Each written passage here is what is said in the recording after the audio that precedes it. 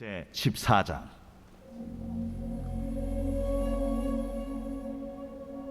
온 회중이 소리를 높여 부르짖으며 백성이 밤새도록 통곡하였더라.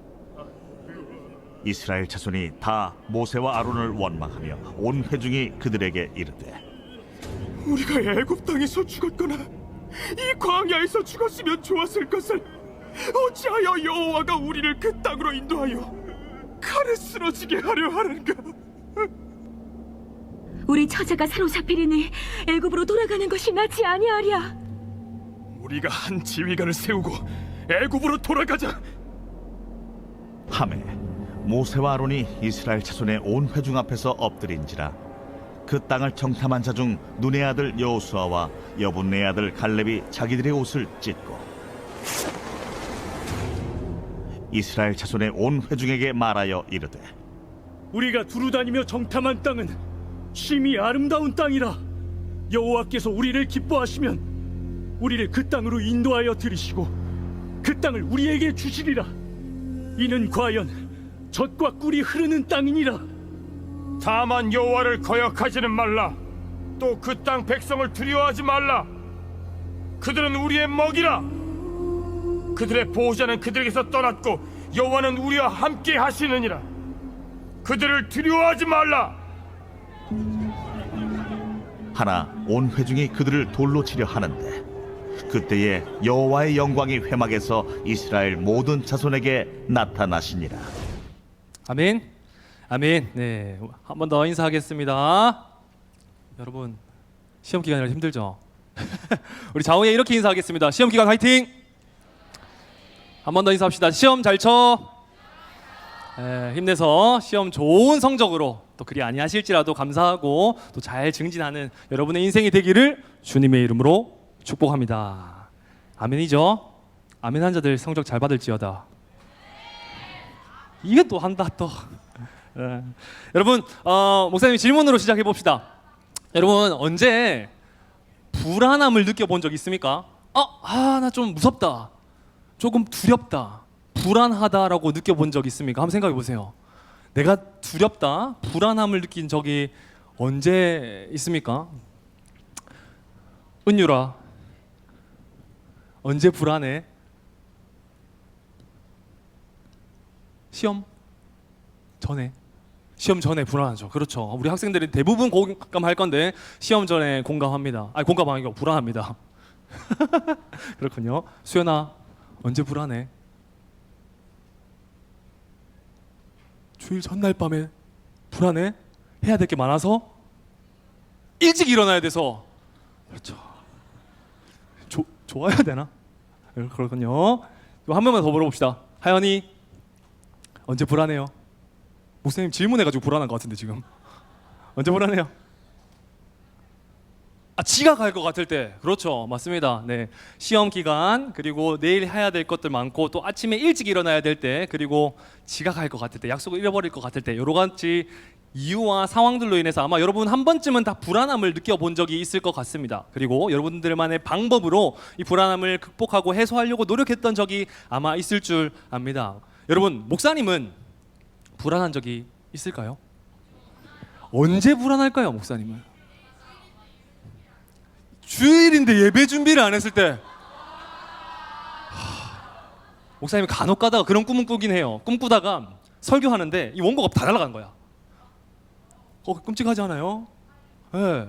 그런 꿈을 꾸기도 하는데 아무튼 너무 불안할 것 같아요. 만약에 그렇게 하면. 그렇진 않는데 또 언제 불안할까요, 목사님은? 지금 심장이 쿵쾅쿵쾅거리긴 하는데. 주일날 늦잠 잤을 때. 그렇죠. 목사님이 해야 될 분량과 또 예배 드림이 망쳐지거나 그리고 또 해야 될 분량을 놓쳤을 때 아마 불안해한다라고 느끼고 또 목사님도 그렇게 공감합니다. 목사님이 여러 가지 상황들과 이유들로 불안한 적을 많이 경험한 적이 있지만 목사님이 생각했을 때 아마 이때 처음으로 불안함을 느꼈던 것 같아서 여러분과 함께 소개하려고 합니다. 목사님 어렸을 때 한 초등학교 5학년, 6학년이었던 것 같아요. 남자친구들은 공감할지 모르겠어요. 잘 들어보세요. 이런 적이 있는지 한번 잘 살펴보세요.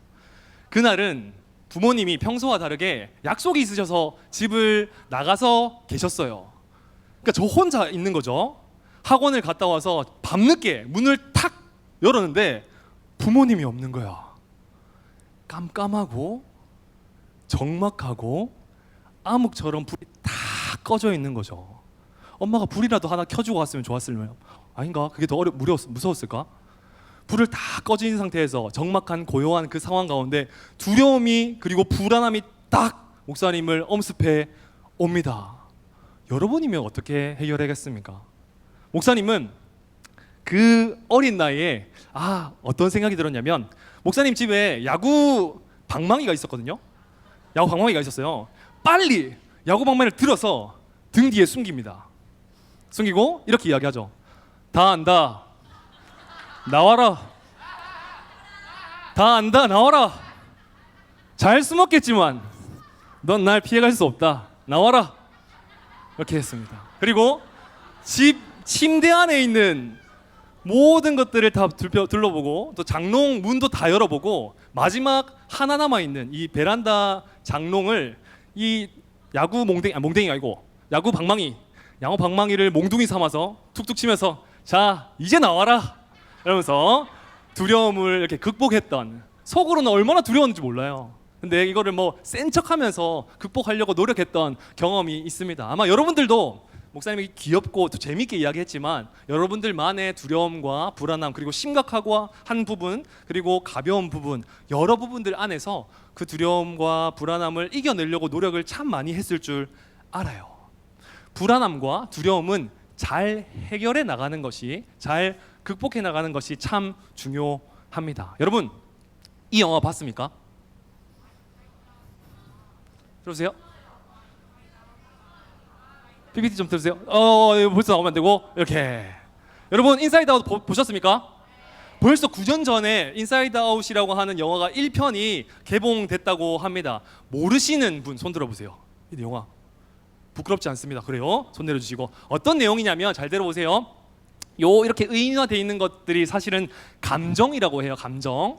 인간의 생각 그리고 마음에는 어떤 일들이 일어나고 있을까라고 하는 기발한 방법 그리고 아이디어적인 방법으로 영화가 만들어졌는데 인사이드, 내면에 감정들이 있는 거죠. 감정들이 조정하는 그 컨트롤 안에서 예를 들어서 버럭이가 딱 버튼을 누르면 목사님이 화를 내는 거예요.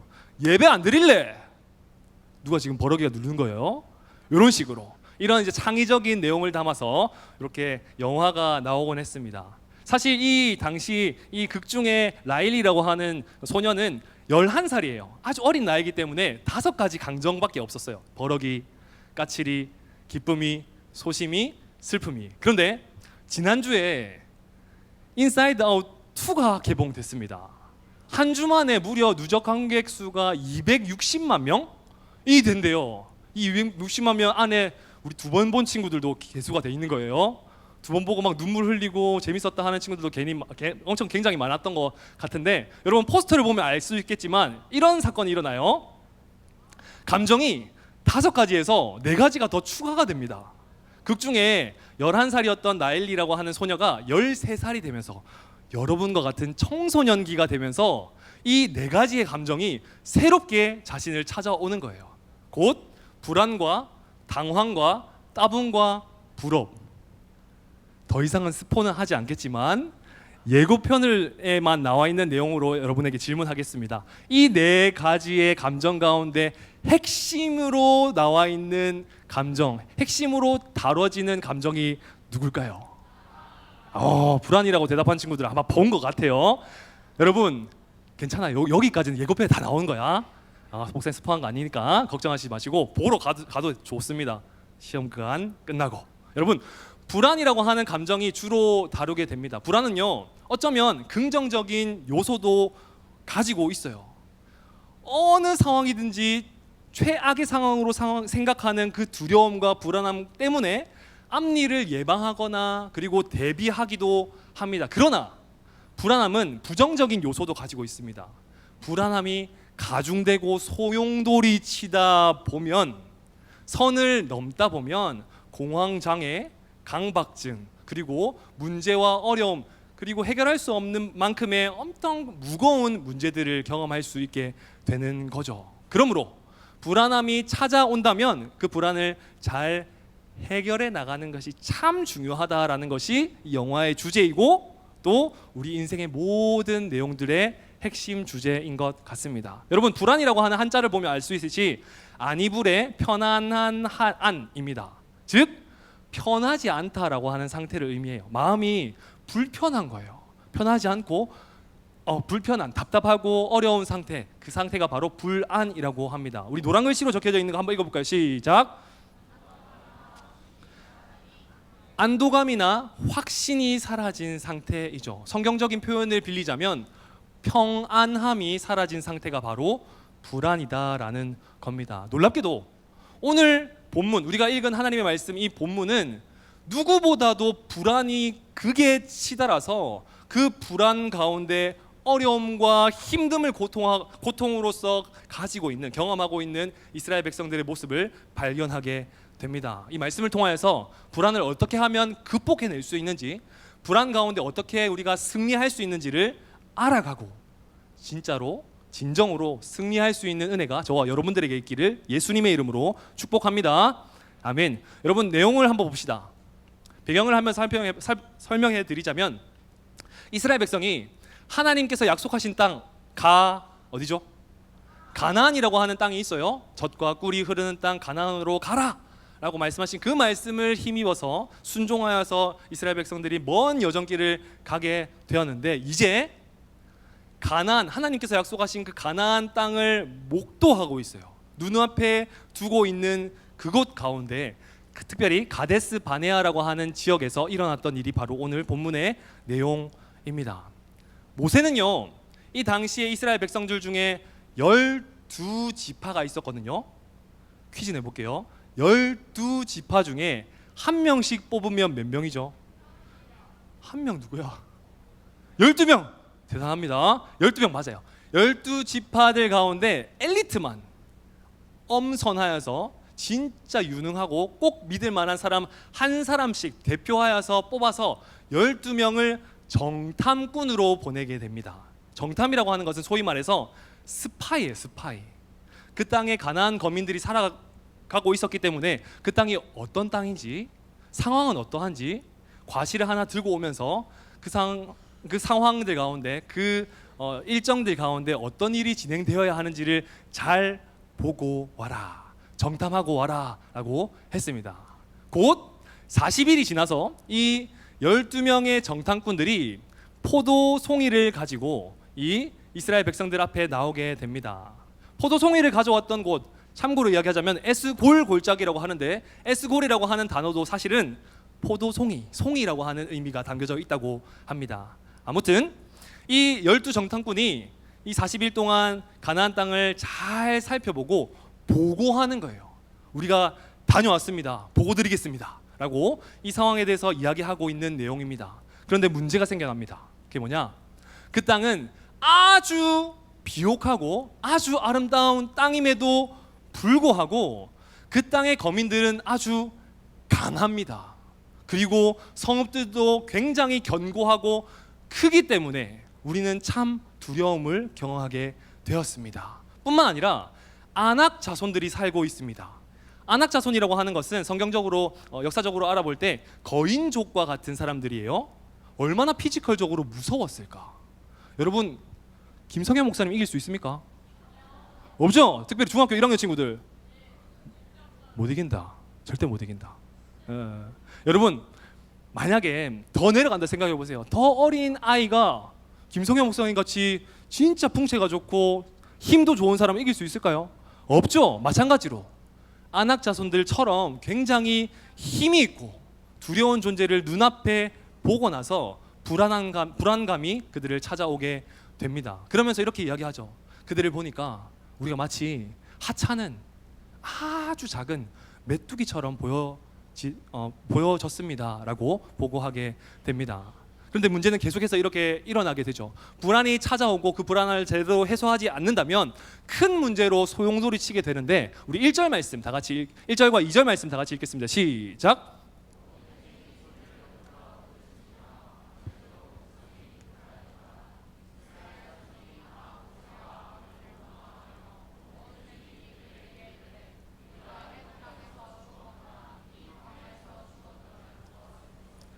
성경적으로 알 수 있습니다, 여러분. 불안함이 우리를 찾아오게 되면 우울감으로 찾아오게 되고, 슬픔으로 찾아오게 되고, 증오로 찾아오게 되고, 원망으로 찾아오게 됩니다. 이스라엘 백성들도 마찬가지였습니다. 이 불안함이 그들 가운데 엄습하자, 그리고 그것을 해결할 수 있는 힘이 없자 슬퍼하는 마음이 생겨나는 거예요. 밤새 동안 밤이 셀 정도로 계속해서 울면서 통곡하는 겁니다. 뿐만 아니라 이제는 두 지도자였던 모세와 아론을 증오하기 시작했고, 심지어는 더 나아가서 하나님을 원망하기 시작합니다. 그 상황 가운데 4명의 인물들이 믿음의 반응을 하기 시작합니다. 곧 모세와 아론, 그리고 여호수아와 갈렙입니다. 오늘 말씀을 통하여서 이 불안함, 두려움을 올바르게 극복해낼 수 있는 은혜를 얻어갈 수 있는, 마음에 새길 수 있는 여러분 되시기를 주님의 이름으로 축복합니다. 첫 번째, 불안함을 극복하고 승리할 수 있는 비결, 첫 번째는 다 같이 읽겠습니다. 시작. 기도로 겸손하게 엎드려야 합니다. 우리 5절 말씀도 읽겠습니다. 시작. 여러분 한번 상상해 보세요. 여러분이 만약에 모세 혹은 아론이라고 생각해 보세요. 수많은 이스라엘 백성들을 그 땅 가운데서 구출해내서 하나님의 말씀을 온전히 믿고, 보여지지는 않지만 그 살아계신 하나님의 말씀을 의지해서 모든 사람들을, 거민들을 다 이끌고 나서 왔는데 불안함 가운데 소동이 일어나는 거예요. 특별히 9절에는요, 여호수아 갈렙을 돌로 쳐 죽이려고까지 할 정도로 이스라엘 백성들은 분노와 불안함 가운데 엄청나게 큰 어려움을 경험하고 있었다고 생각해 보십시오. 여러분이 만약에 모세라면, 여러분이 만약에 아론이라면 어떻게 행동할 것 같습니까? 그러나 우리가 주목해야 될 것, 10명의 정탐꾼들의 부정적인 보고를 받아서 불안함 가운데 엄청나게 고생하고 있는, 두려움으로 그 생각과 인생이 가득 차 있는 이들 가운데 모세와 아론이 선택했던 믿음의 반응은 바로 그 자리에서 엎드렸다라는 것입니다. 내 눈앞에 보여지는 온 회중들 앞에서 보이지 않는 하나님 앞에 엎드렸다라는 사실이죠. 성경에서는요, 엎드리다라고 하는 표현, 이 표현이 다양하게 사용돼요. 갑자기 엎드리거나 미끄러지거나 넘어지거나 이런 표현들로 잘 사용되긴 하지만, 공통적으로, 그리고 성경에서 말하는 의미적인 의미로 우리가 해석하자면 엎드리는 것은 이것을 의미하는 겁니다. 경배하거나 예배하거나 간절히, 그리고 겸손하게 기도하는 것을 의미합니다. 모세와 아론은 그 회중들 앞에서 이 회중들이 불안함 가운데 어떤 반응을 보여야 하는지를 자신의 모습을 통하여서 보여주고 있는 거예요. 여러분, 이럴 때일수록 우리는 기도해야 됩니다 라는 것을 믿음의 반응으로서 보여주고 있는 것이죠. 여러분, 혹시 이런 말 들어봤어요? 특정 공포증 들어봤어요? 심리적으로 특정 공포증이라고 하는 단어가 있대요. 특정 대상에 대해서 과도한 공포를 느끼는 것, 이 특정 공포증이라고 합니다. 여러분, 비둘기 무서워하는 사람 손 들어보세요. 무섭죠? 손 내리시고. 그렇죠, 많이 있을 거예요. 조류 공포증. 비둘기는 이렇게 팍 이렇게 해야지 다 날아가는데, 맞죠? 비둘기는 참 무섭다기보다는 조금 병균이 있지 않을까라는 이런 두려움이 있곤 합니다. 그런데 특정 공포증을 가지고 있는 사람은 비둘기를 보면 심리적인 압박을 느낀대요. 죽을 것 같다. 심지어 이 방송사의 어떤 다큐멘터리죠. 다큐멘터리에 거론이 될 정도로, 내용이 나올 정도로 비둘기 공포증이 있다고 합니다. 그리고 또 특이한 걸 목사님이 찾아봤는데 의자 공포증이 있대요. 의자를 앉으면 무서운 거야.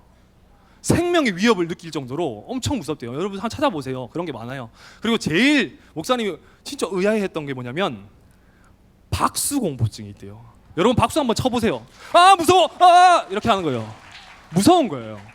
사람이 생명의 위협을 느낄 정도로 막 무서워하는 거예요. 박수를 치려고 하면 불안하고 식은땀이 나고 막 눈물이 나는 거예요.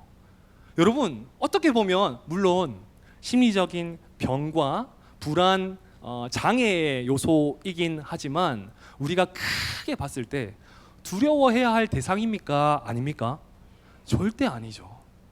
그러나 이스라엘 백성들은 특정 공포증을 가지고 있는 사람들이었습니다. 눈앞에 보이는 아낙 자손들, 두려워해도 안 되는, 두려워할 필요 없는 그들을 보면서 특정 공포증을 가지고 있었던 것이죠. 그러나 반면에 아론과 그리고 모세는 두려워해야 할 대상을 향하여서 두려워할 줄 아는 사람이었습니다. 마태복음 10장에서는 이렇게 이야기하거든요. 너희는 마땅히 두려워해야 할 대상을, 심판을 내릴 수 있는 권능을 가지신 하나님을 두려워해라 라고 말씀하고 있습니다. 누가 진짜 두려운 분인지를 온전히 알았던 그들은 두려운 마음, 경외하는 마음, 겸손한 마음으로서 그 자리에 엎드려서 하나님께 간구했다라는 것입니다. 여러분, 두려운 마음을 극복하기 위한 첫 번째 단추는 바로 기도에 달려있다라는 것을 꼭 기억하는 여러분 되셨으면 좋겠습니다. PPT 열어주세요. 네. 여러분, 맥스 루케이도라고 하는 분의 아무것도 염려하지 말라라고 하는 책에서 보면 이런 구절이 있습니다. 다 같이 한번 읽어볼까요? 시작. 떨지 말고 기도하라. 머릿속을 염려로 채우지 말고 기도로 채우라. 기도할 때 하나님의 평강이 당신의 마음과 생각을 지키실 믿으십니까?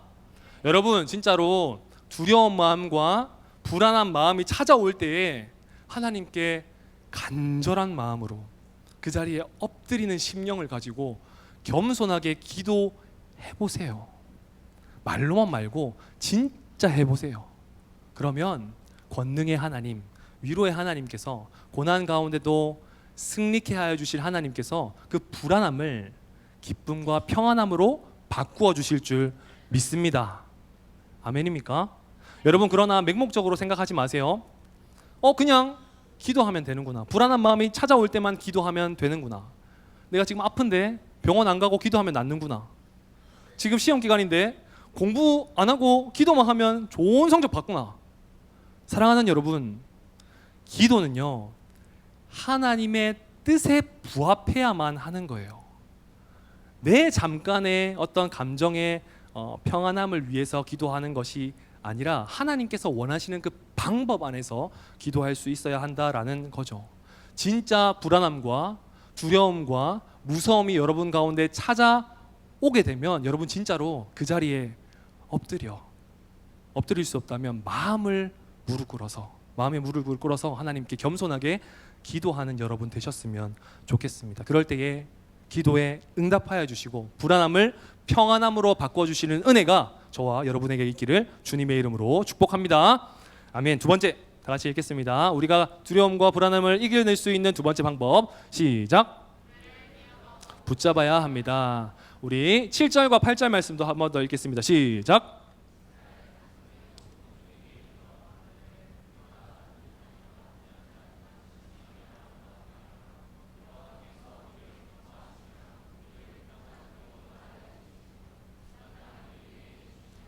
이는 과연 젖과 꿀이 흐르는 땅이니라. 사랑하는 여러분, 이제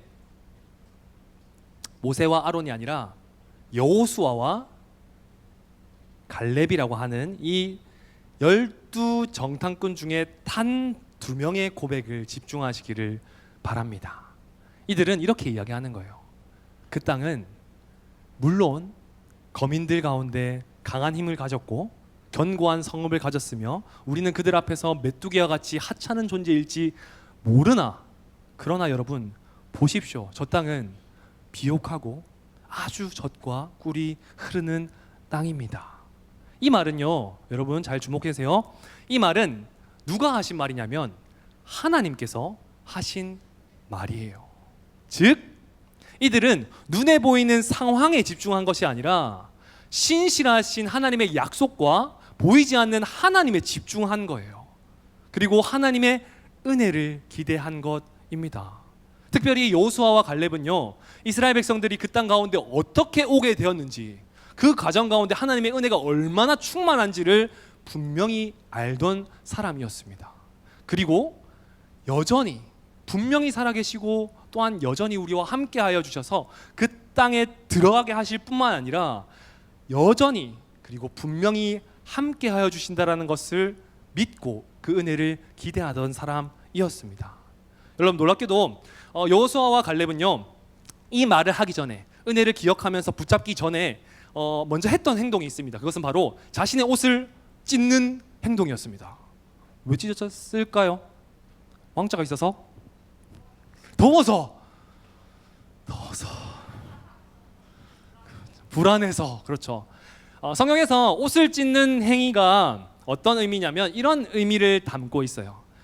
나의 슬픈 마음을 아주 깊게 표현하는 방법입니다. 이 옷이 찢어진 것처럼 내 마음이 찢어집니다 라고 하는 슬픔과 애통과 그리고 한 가지 더, 회개의 마음입니다. 죄를 발견했을 때 여러분 그렇게 살면 안 돼요. 그렇게 살면 하나님께서 기뻐하시는 게 아니라니까요 라고 하는 슬픈 마음으로서 옷을 찢어내는 거예요. 옷을 찢는 외면적인 행동뿐만 아니라 사실 이 상징적인 의미는 마음을 찢는 거죠. 마음을 찢어내는 것. 여호수아와 갈렙은 왜 마음을 찢었을까요? 이 옷을 왜 찢는 행동을 보였을까요? 이스라엘 백성들이 은혜를 기억하지 않고 은혜를 놓쳐버렸기 때문입니다. 그 은혜를 기억하고 붙잡는 것이 얼마나 귀중한 것인지를 보여주기 위해서, 마음으로서 입의 고백으로서 보여주기 위해서 이 행동을 했다라는 사실이죠. 여러분 우리가 읽었던 내용은 민수기인데요. 민수기가 무슨 내용일까요? 민수야 어디 있노? 우리 민수기의 권위자 민수. 민수기가 무슨 뜻이에요?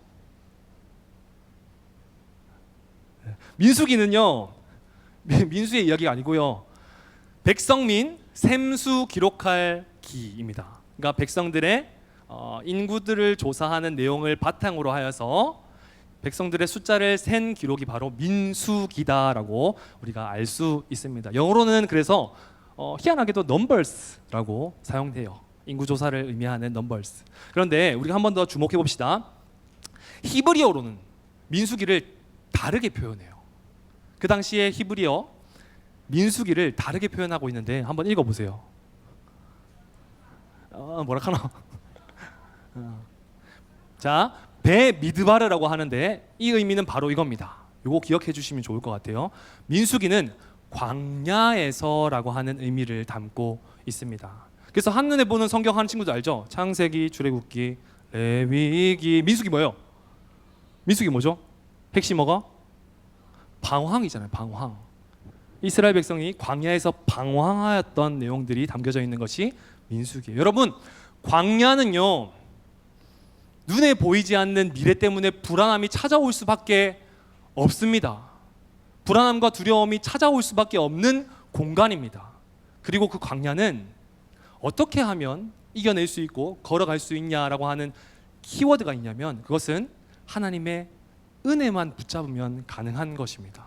하나님의 은혜를 기억하고 하나님의 은혜를 붙잡으며 하나님의 은혜를 기대하며 소망하는 마음만 있다면 이들은 광야에서 방황하는 인생이 아니라 하나님께서 약속해 주신 땅으로 곧장 들어가는 축복된 인생이 될 수도 있었을 줄 압니다. 여러분 광야는요 은혜에 집중하는 공간입니다. 사랑하는 여러분, 우리도 이 세상을 살아가는 사막처럼 광야는 아니지만 인생의 광야를 만나고 또 경험하고 있다면 여러분 주목하세요. 은혜를 기억하고 은혜를 붙잡는 것이 그 광야를 넉넉하게 걸어갈 수 있는 힘이 된다는 것을 꼭 기억하는 여러분 되시기를 주님의 이름으로 축복합니다. 은혜를 기억하고 붙잡는 것이 얼마나 큰 결과를 이루게 되는가 들어보십시오. 광야 생활을 성경에서는 40년 동안 한다고 합니다. 왜 40년일까요? 성경에는 이렇게 기록되어져 있습니다. 정탐하였던 12명의 정탐꾼들이 정탐하였던 날짜가 바로 40일입니다. 이 40일 하루를 1년으로 환산하여서 40년 동안 너희가 심판을 받게 될 것이다. 여러분 잘 들으세요. 은혜를 망각하고 은혜를 놓치는 자들은 이러한 심판을 경험하였고 반면에 은혜를 기억하고 은혜를 붙잡았던 사람은 이스라엘 백성들 가운데 모든 사람이 가나안 땅으로 들어가지는 않았지만 출애굽 1세대들은 다 죽고 가나안 땅으로 들어가지 않았지만 여호수아와 갈렙만이 가나안 땅으로 들어가게 되는, 그 땅을 밟을 수 있는 복을 얻게 되는 것입니다. 여러분, 목사님은 남동생이 하나 있거든요. 네, 한 명 있습니다. 그 남동생이랑 사이가 좋을까요? 나쁠까요? 나빴으면 좋겠나. 엄청 친해요. 굉장히 친하고 굉장히 사이가 좋고 돈독합니다. 그런데 목사님이랑 성향이 진짜 거의 한 99.9%가 비슷하기 때문에 힘든 점도 많이 비슷하고요. 또 위로받는 점도 굉장히 비슷해요. 그러다 보면 진짜 힘들 때 깊게 또 대화할 때가 참 많이 있고, 그게 당연한 관계이기 때문에 서로 조언도 많이 하곤 합니다. 그러면서 항상 이렇게 이야기하는 때가 있어요. 동생의 삶도 좀 많이 고단하고 불안함과 무서움이 찾아올 때가 있을 거고, 목사님도 마찬가지로 불안하고 두려움, 여러분들에게는 말하지 못하지만 목사님은 동생에게 말하거든요. 그 동생에게 말하는 불안함과 또 속사정들을 다 이야기할 때면 한결같이 이렇게 이야기합니다. 어떻게 이야기하느냐? 괜찮다 형, 괜찮다 동생아, 내 있다 아이가, 괜찮아, 내 있잖아, 내 도와줄게, 뭐가 필요한데 내가 도와줄게, 그 일 내가 해줄게, 이렇게 이야기합니다. 근데 참 이상하게도 목사님은 이 말에 위로가 참 많이 받아요. 나를 위한 누군가가 있다라는 것, 나를 위해서 기도하는 누군가가 있다라는 것, 내 주변에 내가 누리고 있는 은혜가 머무르고 있다라는 것, 그것을 기억하는 것이 불안함에서 두려움에서 이겨낼 수 있는 힘이 되었다라는 것을 목사님이 여러분에게 이야기해주고 싶은 겁니다. 여러분, 불안하십니까? 두려우십니까? 여러분이 가지고 누리고 계시는, 그리고 하나님께서 허락하여 주신 감사의 부분들, 은혜의 부분들을 망각하지 말고 기억하고, 또 앞으로 부어주실 하나님의 은혜를 소망하고 붙잡는 인생 되기를 예수님의 이름으로 축복합니다. 세 번째 다 같이 읽겠습니다. 시작. 믿음으로 하나님만 바라보아야 합니다. 우리 9절 말씀도 다 같이 읽겠습니다. 시작.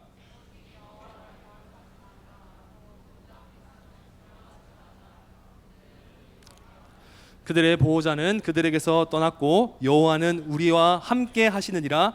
그들을 두려워하지 말라 하나. 여호수아와 갈렙은 한 번 더 이렇게 강하게 이야기합니다. 여호와를 거역하지 마십시오. 패역한 자들이여, 거역하지 마십시오. 또 그 땅의 백성들을 두려워하지 마십시오. 왜냐하면 하나님께서 우리와 함께 계시기 때문입니다. 놀라운 것은 여호수아와 갈렙은요, 영적인 시선이 빼앗기지 않는 사람이었다라는 겁니다. 이스라엘 백성들, 그리고 10명의 정탐꾼들은 자신이 다시 돌아가고 싶은 땅, 차라리 애굽 땅에서 광야에서 죽었으면 좋았을 것을, 그리고 4절에는 이렇게 이야기하거든요. 다른 지도자, 리더를 세워가지고 우리가 애굽으로 다시 돌아가자 라고도 이야기합니다. 이스라엘 백성들은요, 자신이 다시 돌아갈 땅 애굽을 바라보던 사람이었음에도 불구하고 여호수아와 갈렙은 여전히 하나님의 말씀에 의지하여서 가나안 땅을 눈으로 보던 사람이었습니다. 더 쉽게 이야기해 볼까요? 더 깊게 이야기해 볼까요? 이스라엘 백성들은요, 눈앞에 보이는 상황적인 문제만 바라보던 사람이었습니다. 그러나 여호수아와 갈렙은 그 문제를 다스릴 수 있는, 문제를 이겨낼 수 있는 그 너머에 계신 하나님을 바라보았다라는 사실입니다. 사랑하는 여러분, 불안함과 두려움이 찾아올 때 여러분은 무엇을 보고 계십니까? 문제만 바라보고 불안함 가운데 사무쳐서 더 어려운 일을 경험하는 것이 아니라 불안함과 두려움 너머에 계신, 문제보다 더욱더 크신 하나님께 집중하는 인생 되기를 주님의 이름으로 축복합니다. 여러분, 이런 이야기 들어본 적 있어요? 원형적 사고 알아요? 네. 그 아이브 맞죠? 네, 아이돌 중에 장원영이라고 하는 가수가 있는데요. 이 아이돌이 자기 이름을 대서 원형적 사고라고 하는 것을 또 이렇게 밈으로 또 유행했다고 합니다. 뭐냐면 긍정적인 사고가 이거잖아요. 물이 아니고 컵에 물이 반이나 남았네. 이게 긍정적인 사고라고 한다면, 이 원형적인 사고는 이거예요. 내가 연습 끝나고 딱 물을 먹으려고 했는데 글쎄 물이 딱 반 정도가 남은 거야. 다 먹기에는 너무 많고 덜 먹기에는 너무 적어. 그래서 딱 반만 있었으면 좋겠다고 생각했는데 이거 완전 럭키 비키잖아. 약간 뭐 이런 거예요.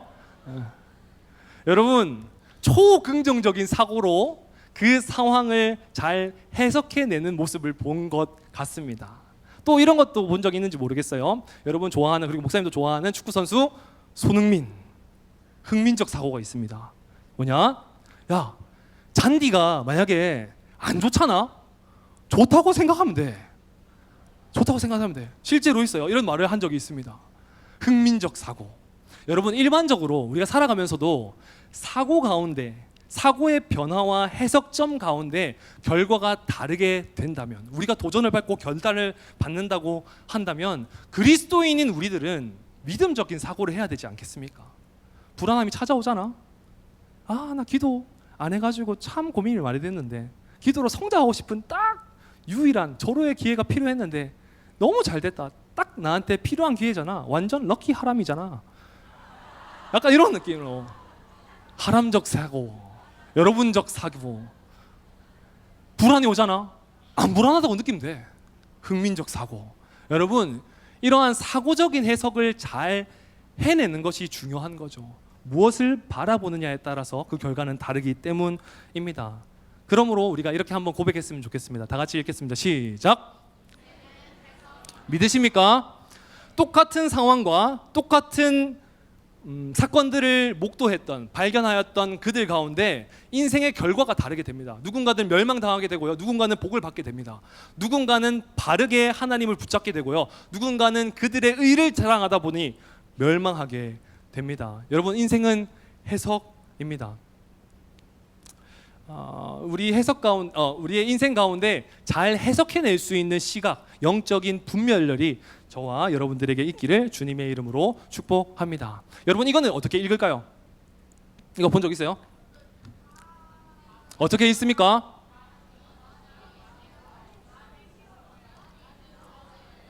샬라샬라한데 뭐죠? 사람마다 똑같은 단어이지만 이렇게 해석하곤 합니다. 어떤 친구들은 God is nowhere. 하나님은 아무 곳에도 없다. 어느 곳에도 없으신 분이다. 그러나 띄어쓰기를 잘하고 띄어쓰기를 다른 곳에 하여서 해석점을 바라본 사람은 이렇게 해석하죠. God is now here. 똑같은 상황과 사건이지만 이스라엘 백성들은 God is nowhere. 하나님은 계시지 않아. 그러나 아론과 모세, 갈렙과 여호수아는 God is now here. 하나님은 여전히 우리와 함께 계셔라고 믿음으로 해석했던 사람들입니다. 그러므로 바르게 해석할 수 있는 은혜가 저와 여러분에게 있기를 예수님의 이름으로 축복합니다. 말씀을 맺겠습니다.